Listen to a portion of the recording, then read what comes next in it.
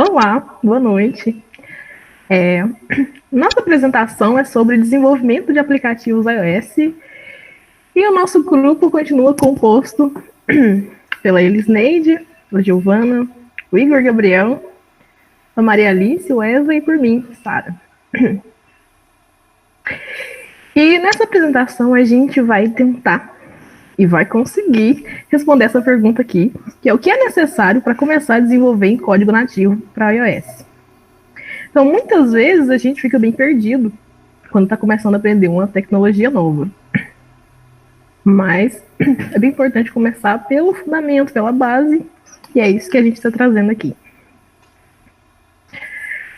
Nada melhor para descobrir o que você precisa fazer do que estudar a plataforma para a qual você pretende desenvolver, que nesse caso é a Apple.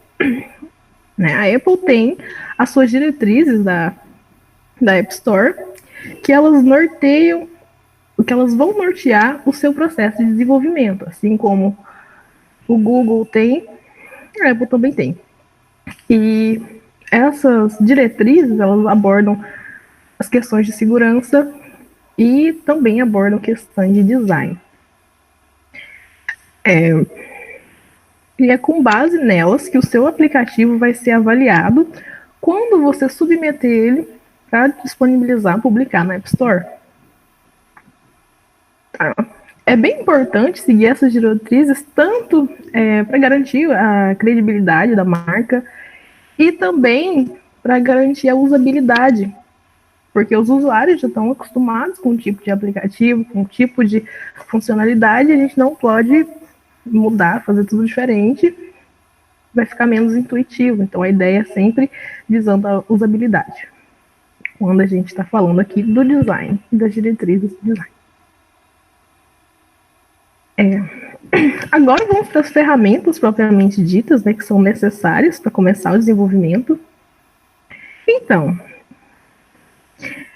muito simples, muito fácil, você vai precisar apenas de um Mac com o Xcode instalado. O Xcode é uma IDE de desenvolvimento da Apple, que é um ambiente que você vai usar para desenvolver ali o seu aplicativo, assim como o Android Studio, assim como o Idle também é uma IDE que a gente utiliza para desenvolver em Python. O Xcode é a IDE que a gente vai utilizar para desenvolver para iOS, em Swift ou Objective-C. E também vai ser necessário criar uma conta de desenvolvedor iOS. Para desenvolver para iOS, você vai precisar se cadastrar num programa de desenvolvedores que a Apple tem. Aqui no slide eu estou disponibilizando o link para vocês conseguirem dar uma olhada. E ali vai pedir um cadastro normal e vai perguntar um pouco sobre a sua formação e vai perguntar também se o seu uso é de enterprise, né, que é empresarial, ou se você é estudante. Eu acho que essa aí é a parte mais fácil. E aqui eu trouxe também uma imagem para a gente conseguir ver aqui a carinha do Xcode. Lembra bastante o Android Studio, né? Vai ter ali o aparelho emulado e a gente consegue desenvolver. Só que é mais leve. Tô contando aqui, é bem mais leve. Então é isso.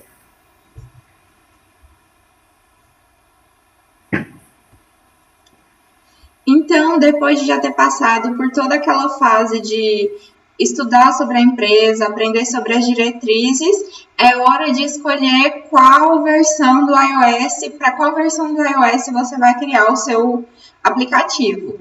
Aplicativos comerciais geralmente têm a questão do lucro envolvido. Então, é importante que o aplicativo alcance a maior quantidade de usuários possível. Dessa forma, nem sempre você desenvolver para o iOS que foi lançado no ano vai ser a melhor escolha, tendo em vista que nem sempre todos os aparelhos recebem essas atualizações e que nem todo mundo consegue comprar e adquirir um aparelho todo ano. Porém, o ideal é sempre utilizar o sistema operacional mais recente possível. Atualmente, o iOS está na sua versão 15, que foi lançado em setembro de 2021, e o 16 tem data prevista para lançamento também em setembro desse ano. Dados de 2019 apontam que cerca de 50% dos usuários de todos os dispositivos utilizam o iOS na sua versão 13. Pode passar. E nesse gráfico aqui, a gente tem um comparativo que a Apple gosta de fazer, que é de todos os dispositivos, iPhones e iPads que utilizam o iOS como sistema operacional, e aqui os dispositivos introduzidos no mercado nos últimos 4 anos. Desses dispositivos introduzidos nos últimos 4 anos, a taxa de aceitação e de número de dispositivos que rodam o iOS 13, ela cresceu 5%, ficando em 55%. E a taxa de dispositivos que utilizam o iOS na sua versão 11 ou menor caiu de 9 para 7. Então, é importante verificar e levar em consideração tudo isso no momento de escolher para qual versão do iOS desenvolver o seu aplicativo. Agora a gente vai falar um pouco sobre as linguagens de desenvolvimento iOS, Swift e Objective-C, que são linguagens que dividem muito a comunidade de desenvolvedores iOS, cada uma com suas características e peculiaridades diferentes.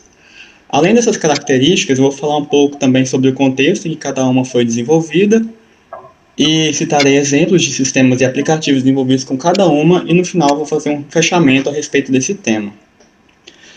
Então, começando pela linguagem Swift, ela foi desenvolvida em julho de 2010 por Chris Lattner, com a ajuda de diversos colaboradores, inclusive programadores da própria Apple.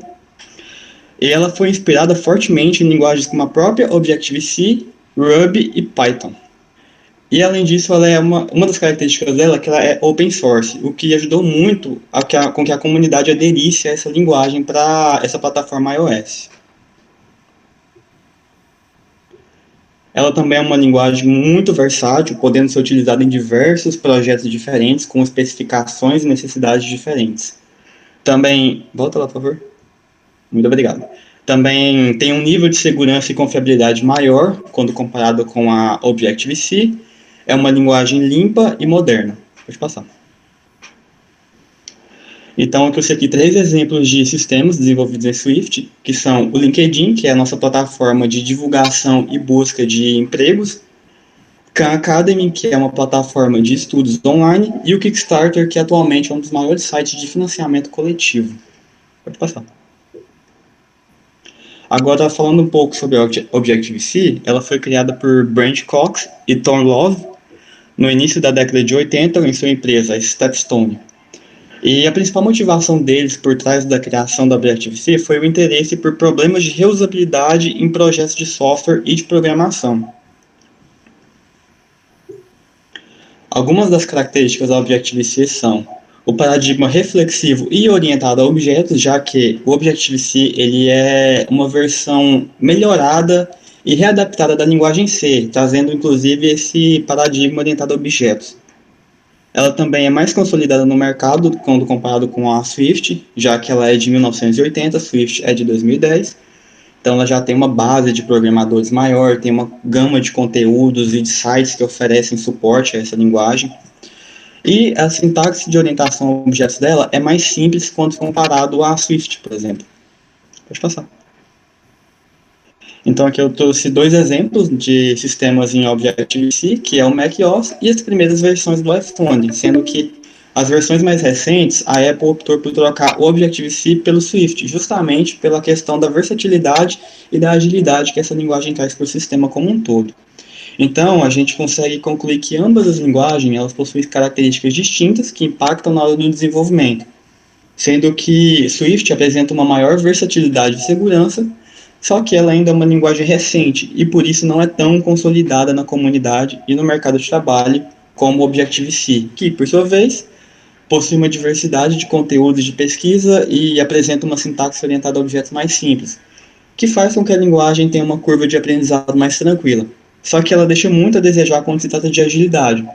Por isso, na hora de decidir em qual linguagem desenvolver, o programador ele tem que levar em consideração principalmente as especificações do sistema que ele está desenvolvendo e então ele tem que ponderar sobre qual das duas é a mais indicada para o projeto em questão.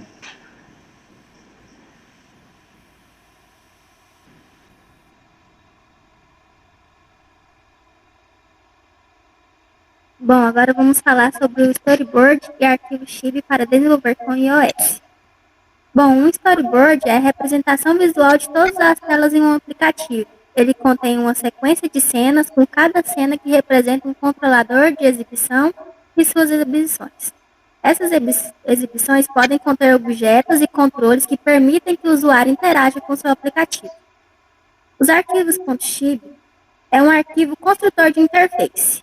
A interface do aplicativo criada com o Builder, um editor gráfico para projetar e testar a interface de usuário. Salvo em um formato de arquivo plano baseado em texto introduzido na Interface Builder. A Interface Builder é um padrão de... Na verdade, o Builder é um padrão de projeto criacional que permite a construção de objetos complexos passo a passo.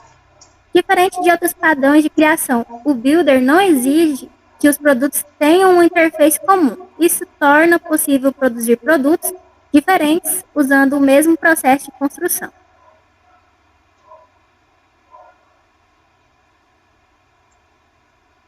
Agora, onde usar? Um arquivo .chip é usado pela macOS para definir elementos de interface do usuário de seu aplicativo, como menus, windows, exibições, rótulos, campos de texto, que são criados e mantidos graficamente na Interface Builder do Xcode. Como usar também? Ao trabalhar com C++ e o .NET em um aplicativo Xamarin.Mac, você tem acesso aos mesmos elementos e ferramentas da interface do usuário em que o desenvolvedor trabalha. Então, o Xamarin no Visual Studio para o Mac permite criar aplicativos multiplataformas voltados para iOS, Mac, Android e etc. Agora, como usar? Você também tem a opção de criar alguns ou todas as interfaces dos usuários do aplicativo Xamarin.Mac diretamente no código C++. Tem também algumas funções, que é alterar uma janela para usar o código, definir a janela do código, ajustar o controlador de janelas, exibir a janela, ajustar o controlador de janela, exibir a janela, adicionar uma janela somente código, adicionar um elemento de interface do usuário a uma janela no código, definir a barra de menus no código. Também tem as desvantagens, ou as vantagens, quer dizer. Os storyboards são ótimos para aplicativos com um número pequeno a médio de telas e navegação relativamente direta entre visualizações. Os storyboards falham no tempo de execução, não no tempo de compilação. Você pode simular o fluxo de um aplicativo sem escrever muito se houver algum código, e é muito mais fácil ver suas transições entre telas e o fluxo do aplicativo. Além de que também você pode usar o .xbis, se necessário, com os storyboards. E agora as desvantagens. Funciona apenas com o iOS 5 ou superior, não funciona com o iOS 4. Pode ficar desordenado facilmente se você tiver algum aplicativo muito intenso. Se você tiver muitas visualizações e muita navegação cruzada entre elas, a exibição do storyboard fica confusa e com muito trabalho para se manter limpo. Além de que, para um projeto grande, com vários desenvolvedores, pode não ser viável usar os storyboards, porque você tem um único arquivo para sua interface do usuário e não pode trabalhar facilmente em paralelo. Então, vou falar sobre os principais componentes de desenvolvimento iOS. Esses componentes geralmente nos auxiliam na criação do modelo das telas e na navegação entre elas, toda a fluidez e desenvolvimento do layout E dentre essas principais, a gente vai abordar Navigation Controller, Tab Bar Controller, Table View Controller, Collection View Controller.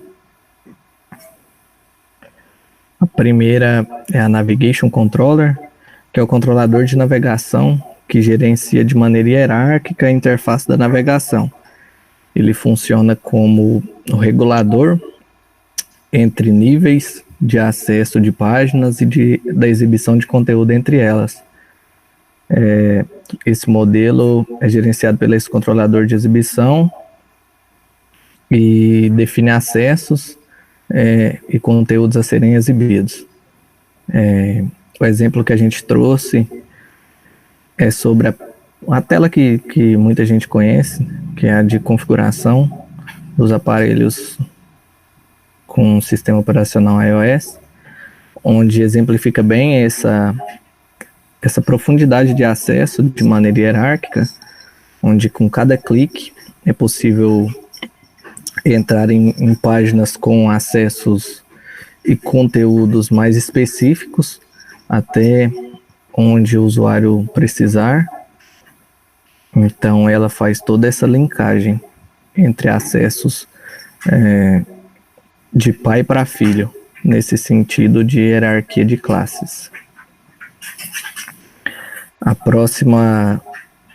próximo componente é o Tab Bar Controller, que ele gerencia a interface de seleção múltipla, onde o controlador de exibição vai definir o que vai ser mostrado a partir da escolha do usuário.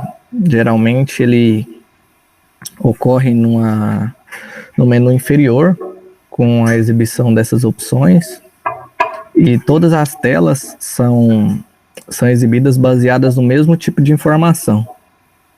O exemplo que a gente trouxe é sobre a parte de alarme, de data e hora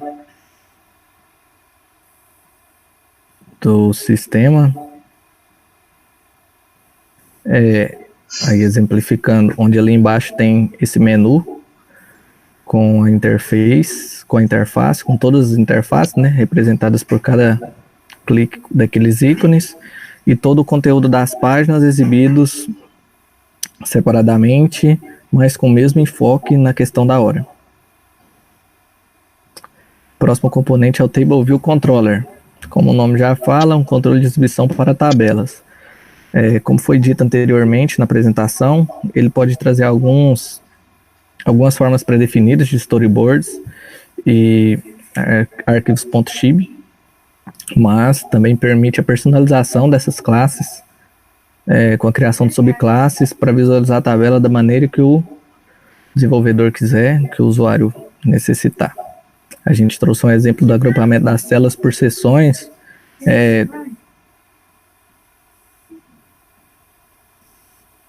separadas por meio, não é esse exemplo da tabela, isso, separadas por meses.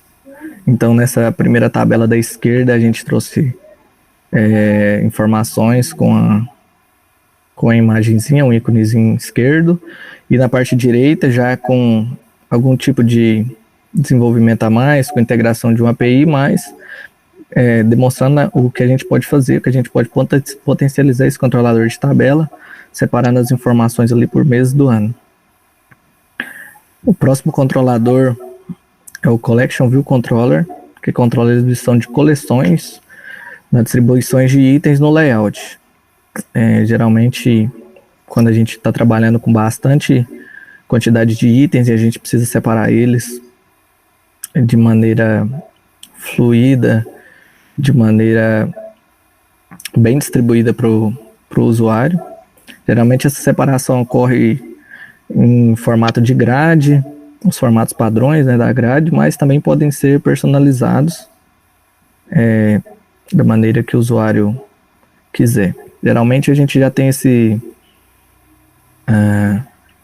a gente já vive isso em outras linguagens ali, quando a gente trabalha com display, na parte do front-end, onde a gente pode possibilitar uma flexibilização do layout a personalização do layout. O exemplo que a gente trouxe é de ícones, como se fossem, nesse exemplo, poderiam ser fotos, poderia ser divs qualquer, que estão de maneira vertical e horizontal, com cores intercaladas. Essa foi a distribuição.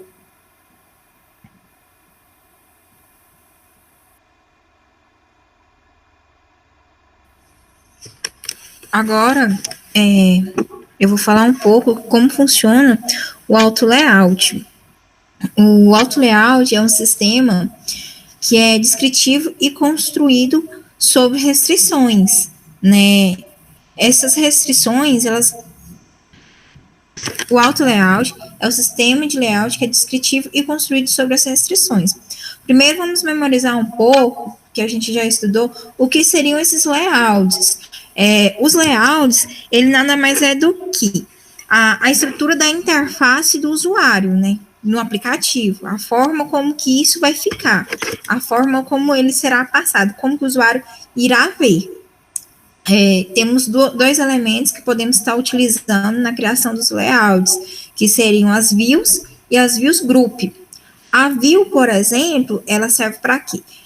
Com a utilização dela, o usuário pode criar desenhos, onde ele pode estar fazendo interações com ele. Além de ver, pode interagir. Já as view group, elas são containers invisíveis que servem para agrupar, para estar ajudando na hora da criação do layout. Restrições são usadas para definir ou descrever um layout. Por exemplo, eu quero que uma caixa de texto ou um botão fique no meio. Por meio da restrição, eu posso estar me organizando e posicionando a minha caixa no meio. Sem eu ter que pegar, por exemplo, aí vamos supor, cliquei na caixa e vou ter que arrastar ela lá para o centro. Não, por meio dessas restrições, eu vou dizer aonde que eu quero que ela fique, a posição que ela vai ficar. Assim vai estar ajudando na hora da criação, nos comandos. A vantagem do auto-layout, ela é bem simples, porque a interface dela é mais simples, na hora de testar os códigos são mais fáceis para o programador estar fazendo isso. E com o tempo, por exemplo, que nem a Apple tem atualizações de ano em ano, com o auto-layout, ele faz essas atualizações para você, por exemplo, da interface, de como que ela vai ficar para estar cabendo na tela. Então, é algo bem interessante. Pode ir. Eu trouxe uma imagem. Nessa imagem, temos um exemplo aí, por exemplo, numa caixa, que ela está no meio, e as suas restrições. Onde o usuário pode definir se ele quer que ela fique no centro, se ela quer que fique na vertical, na horizontal, direita ou esquerda. É claro que tem outros componentes que vão estar ajudando a restringir ainda mais, fazendo com que que mude o seu layout da forma que você necessite. Esse trabalho foi feito para mostrar um pouco de como que é a criação de um aplicativo. Isso, volta lá no início.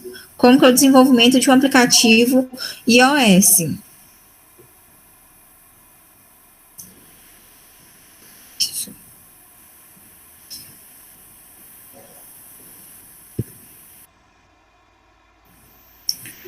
Aí foi mostrado como foi mostrado como que devia ser necessário ver a atualização, como foi isso.